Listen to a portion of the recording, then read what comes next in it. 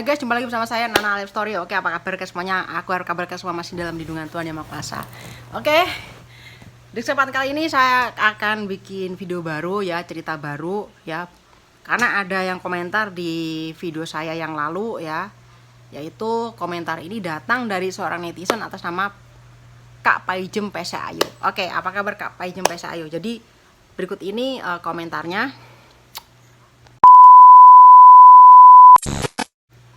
Jadi intinya gini ya, kakak udah lama di Taiwan, ya kan? Bagaimana cara membedakan atau tahu majikan yang baik dan majikan yang tidak baik? Oke, langsung aja saya bahas ya di kesempatan kali ini. Bagaimana cara membedakan majikan yang baik dan tidak baik di Taiwan? Duh, raiku sampai kupuk-kupuk ya, karena Taiwan hari ini musim panas ya, jadi mukanya udah kayak gini nih, gak karuan. Jadi gini, cara membedakan majikan yang baik dan tidak baik di Taiwan. Karena secara saya di sini udah kurang lebih 7 tahun ya guys ya. Jadi saya tahu mana majikan yang baik dan majikan yang kurang baik gitu ya. Kalau saya rasa majikan di sini semuanya baik karena nggak ada yang masuk rumah sakit jiwa, jadi baik kayak gitu ya.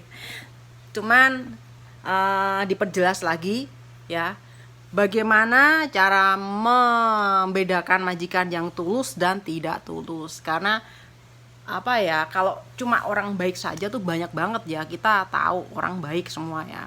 Cuman kalau orang yang tulus itu kecil banget ya. Jadi orang tulus itu nilainya tuh kecil banget begitu ya, sedikit banget lah gitu. Ini saya cerita pengalaman saya dulu waktu saya pertama kali ke Taiwan ya. Waktu itu saya ke Taiwan tahun 2015 ya, dan saya kebetulan mendapatkan job itu tidak untuk merawat orang tua. Jadi saya dipekerjakan itu kayak semacam di sebuah majikan saya ada sebuah toko di situ, dan saya tugasnya hanya untuk mengerjakan pekerjaan yaitu membungkus-bungkusin barang-barang yang mau dibawa ke toko. Jadi majikan saya tuh ada usaha semacam bahan-bahan bumbu masakan ya, bumbu dapur, bumbu masakan. Tapi nanti setelah di sana itu dia dijual berbungkus-bungkus, dan dia ada mesin untuk menggiling bumbu tersebut. Jadi misalkan bumbu jadilah intinya kayak gitu ya, rempah-rempah seperti itu. Nah, jadi tugas saya di rumah itu motekin cabai, terus kemudian ngupasin bawang, ngupasin bawang merah, bawang putih, nyuci jahe dan sebagainya. Jadi alat-alat bahan-bahan dapur lah itu seperti itu ya. Nah, pas pertama kali saya datang ke tempat majikan saya itu ya, saya disuruh istirahat dulu. Jadi nggak langsung suruh kerja ya. Jadi saya disuruh, kamu istirahat aja dulu ya. Pas kebetulan itu kan datangnya itu sekitar sore ya, sekitar jam 3 sore ya. Jadi saya disuruh istirahat dulu gitu kan. Jadi besok paginya bisa kerja gitu kan gitu. Nah, terus kemudian lepas itu besok paginya kerja. Nah, saya menanggapi majikan saya itu baik banget. Karena apa? Karena pertama dari masalah makanan fair ya guys ya.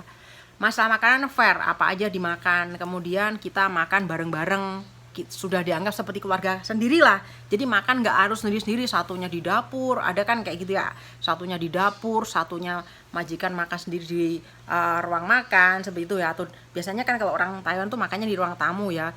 Jadi majikan biasanya makan di ruang tamu, kita suruh masakin dan kita makannya di belakang, biasanya gitu. Tapi kalau majikan saya yang pertama itu makannya bareng-bareng. Jadi sudah menganggap kita tuh bagian dari keluarga mereka gitu. Nggak ada perbedaan antara pembantu dan majikan.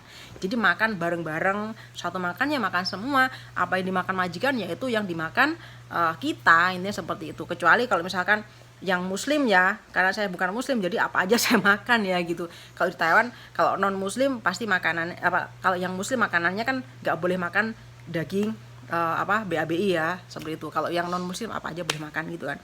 Jadi apa yang majikan saya makan, saya ikut makan semua. Ini seperti itu. Nah, itu poin pertama ya. Majikan terlihat baik ketika dia sudah mau makan bareng-bareng sama kita. Itu kita udah dianggap sebagai bagian dari keluarga mereka ya.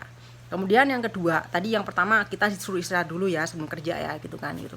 Kemudian yang ketiga ya, yang kedua kan menganggap kita seperti keluarga sendiri, yaitu makan bareng. Kemudian yang ketiga ya, kalau misalkan ada wifi di rumah ya, kebetulan waktu itu majikan saya ada wifi ya, jadi saya langsung dikasih passwordnya. Ini password wifi-nya, kamu nggak usah beli pulsa, jadi ini pakai wifi ini aja. Nah itu udah baik ya, seperti itu. Nah kemudian poin yang keempat ya, poin yang keempat, biasanya nggak pelit. Masalah makanan aja deh, nggak usah uang lah, intinya makanan aja. Kalau orang dilihat dari makanan aja pelit, berarti uang juga pelit ya.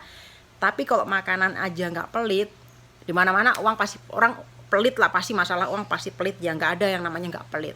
Tapi kalau dilihat makanan itu aja udah pelit, berarti semuanya juga pelit. Kebetulan majikan saya yang pertama itu masalah makanan juga fair ya, intinya apa aja boleh dimakan, apa yang kamu mau makan ambil aja, udah selesai, intinya kayak gitu ya. Nah kemudian yang selanjutnya, pas hari jadi kita atau hari ulang tahun kita, mereka selalu ngasih ucapan ulang tahun ya, begitu ya, memberikan sebuah kejutan, misalkan memberikan kue atau ada hadiah-hadiah yang lain seperti itu ya. Dia selalu ingat hari ulang tahun kita. Nah itu udah baik banget. Itu benar-benar dia tuh udah menganggap kita tuh sebagai bagian dari keluarga mereka. Nah gitu ya. Terus kemudian kebaikan-kebaikan yang selanjutnya ya, biasanya kalau waktu konyen. Nah ini yang ditunggu-tunggu buat kalian semua yang mungkin bekerja di luar negeri ya, baik di Taiwan maupun di Hong Kong ya. Ini hal yang ditunggu-tunggu. Biasanya kalau waktu konyen ya, kalau misalkan ampaunya dapat banyak ya gitu ya, jadi kan anggota keluarganya misalkan banyak, kita lihat dulu ya gitu ya. Misalkan anaknya nenek itu ada berapa, misalkan anaknya nenek ada 5, gak usah 5 lah, udahlah ada 3 aja. Kalau anaknya nenek itu ada 3 ya, semuanya ngasih semua ya, mau sedikit mau banyak semuanya ngasih ya, berarti dia itu adalah orang yang baik. Tapi kalau misalnya salah satunya nggak ngasih ya, kita nggak tahu ya, berarti dia nggak nganggap kita sebagai keluarganya. Biasanya gini loh guys, kalau orang mau ngasih kita hongpao waktu konyen itu, biasanya tuh dia tuh menganggap kita tuh sebagai keluarganya, menganggap kita sebagai orang yang maksudnya menghargai kita lah, intinya seperti itu ya. Tapi kalau dia nggak mau ngasih kita, berarti nganggap kita tuh sebagai orang lain gitu. Itu udah pasti, udah bisa dipastikan gitu ya. Dan mungkin kurasa kebaikan-kebaikan yang lain apa ya, ya kalau namanya cerewet bawel tuh pasti ya, namanya majikan itu pasti ada yang bawel, karena ya kita tahu sendirilah, kita kan di sini ikut orang ya, namanya ikut orang pasti ada lah ya, kadang ngomongnya nggak ngenakin hati, kadang ngomongnya juga kayak ketus, kayak pedes gitu ya. Ya namanya kita ikut orang, kita harus nyadar lah seperti itu ya. Cuman kalau masalah yang seperti saya bilang di depan tadi, dari awal itu kasih kesempatan istirahat gitu kan, terus makan bareng, terus kemudian mau kasih wifi, dan kemudian ngasih coklat ulang tahun waktu kita ulang tahun dan sebagainya gitu ya. Terus kita misalkan nggak pelit orangnya, intinya nggak pelit seperti itu ya. Itu udah poin baik, poin bagus banget untuk itu udah majikan yang saya rasa udah baik buat kita gitu ya, gitu aja gitu. Nah kalau misalkan yang nggak baik ya kebalikannya lah ya, karena saya selama di Taiwan itu udah pernah ngerasain hal-hal yang nggak baik dan yang baik gitu ya. Makanya saya bisa cerita di sini gitu ya, saya bisa ngomong. Kalau yang nggak baik itu wah udah bener-bener nggak ada pilihan lah, intinya ya nggak ada prioritas gitu ya. Saya juga pernah ngalamin punya majikan yang seperti itu, majikan yang kedua ya, hitungannya ya majikan yang kedua ya seperti itu, bawel, pelit, semua serba perhitungan ya, intinya ya seperti yang saya bilang tadi, tidak menganggap kita sebagai keluarga ya. Makan itu terpisah ya. Terus kemudian waktu konyen atau lebaran Cina nggak ngasih angpau, itu sudah lengkap. Jadi saya udah dapat 2 bagian yang baik, sisi yang baik dan sisi yang tidak baik ya. Jadi seperti itu fakta kenyataan yang saya hadapi, dan ini bukan cuma sekedar cerita, ini sesuatu yang pernah saya alami ya. Jadi majikan kedua itu wah sungguh luar biasa banget guys, luar biasa banget ya, bertolak belakang banget dengan majikan saya yang pertama.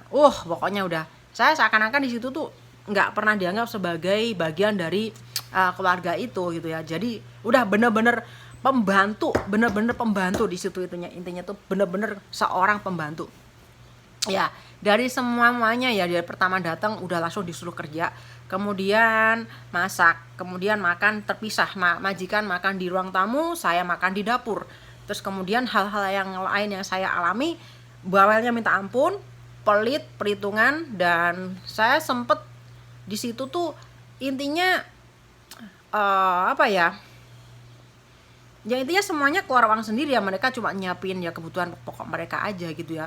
Kalau ya mereka udah nggak mau tahu urusan pribadi pembantunya seperti apa, gimana dia udah nggak mau tahu urusan. Yang penting dia cuma kasih gaji doang segitu, udah lo mau apain uang kamu di sini, aku adanya nyiapin ini, kalau kamu nggak mau ya udah terserah kamu beli sendiri. Beda banget sama yang majikan yang pertama. Jadi apa ya, jadi saya bilang semua orang nggak sama, nggak bisa disamakan atau nggak bisa dikategorikan orang itu harus seperti itu gitu ya. Jadi ada plus minusnya. Jadi jangan bilang kalau misalkan ada yang ngomong masalah pendapatan di Taiwan, kok kamu dapatnya gini nih, beda sama mereka ya, karena itu adalah faktor dari majikan kita. Kalau majikan kita baik ya, semuanya kita dicukupin, atau masalah makanan aja dia nggak pelit ya, otomatis kan kita sedikit banyak bisa nyimpen uang guys. Tapi kalau masalah makanan aja pelit ya, gimana kita, masa mau nungguin dia ngasih kita, kan nggak mungkin. Kita harus beli makanan itu sendiri, keluar dari kantong kita sendiri. Nah itu di situ sengsaranya kita kalau dapat majikan yang seperti itu gitu ya. Ya begitulah gitu ya. Jadi komplit banget gitu ya, udah pelit, bawel, perhitungan ya, semuanya kita harus maksudnya cukupin, dan kita harus beli sendiri, intinya seperti itu ya. Sungguh ini sekali gitu ya. Itu oke, itu aja cerita aku hari ini tentang perbedaan antara majikan yang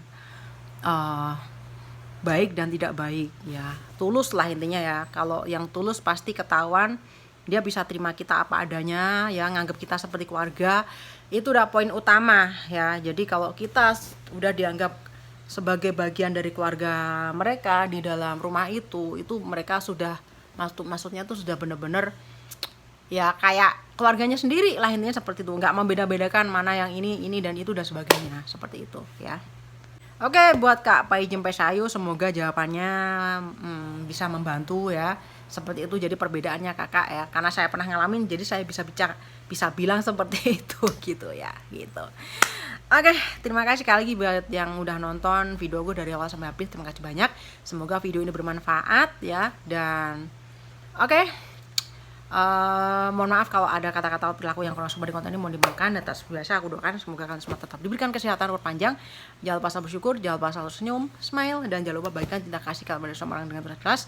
Dan tentunya Tuhan tetap berkati kalian semuanya. God bless you always. Sampai ketemu lagi di video dan cerita terbaru tentunya bersama Nana Life Story yang lainnya. Sampai jumpa lagi lain kesempatan. Bye bye.